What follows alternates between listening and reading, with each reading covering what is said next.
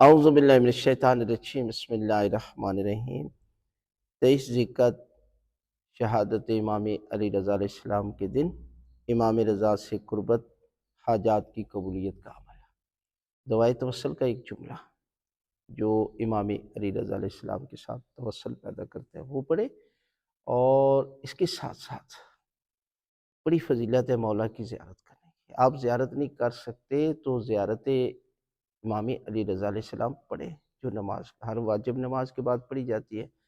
السلام علیکم یا غریب الغرباء، السلام علیکم معین الضعفاء والفقراء، السلام علیکم مغیث الشیعۃ والصالحین، السلام علیکم نصف النفوس، السلام علیکم ایھا المدفون بارض الطوس۔